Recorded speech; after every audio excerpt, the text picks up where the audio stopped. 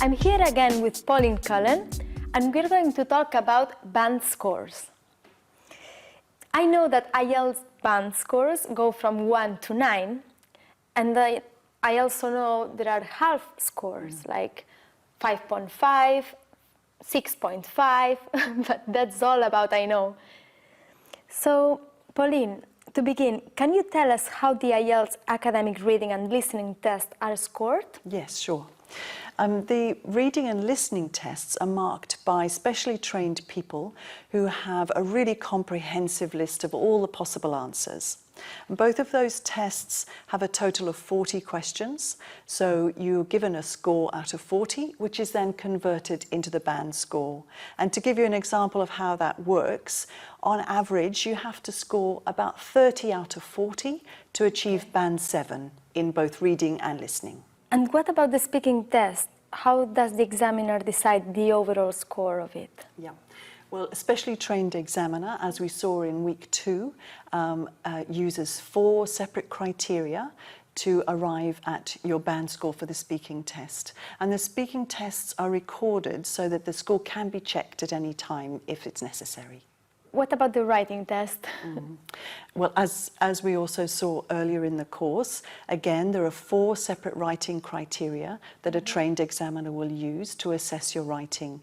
And you're given a score for each of the 2 tasks, and those 2 tasks, those 2 scores are then converted into one overall score that gives extra weight to writing task 2. So it's important to remember that writing task 2 is worth double the marks of writing task 1.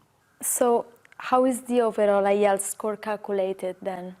Okay, so you'll receive a band score for all of the 4 papers, so that's listening, reading, speaking and writing, and the average of those creates your overall score. And so if, for example, your average score is 6.75, that would be an overall score of 7, so it's rounded up to 7.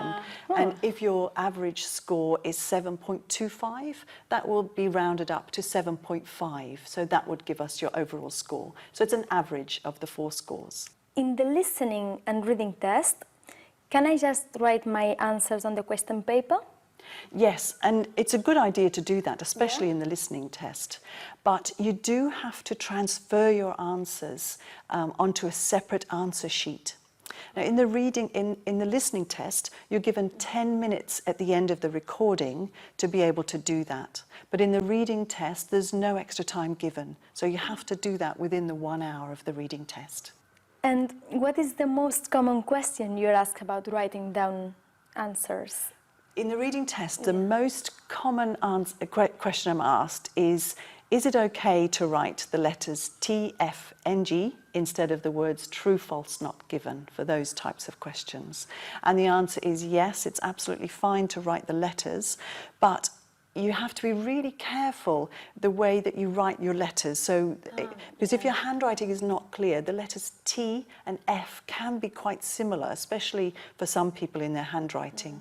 If your handwriting is not clear, you won't be given the mark. So it's probably safer to write the whole word. So true, false, and not given. So what about if I make a spelling mistake on the answer sheet in reading or listening? Will I get half mark then? No, there are no half marks.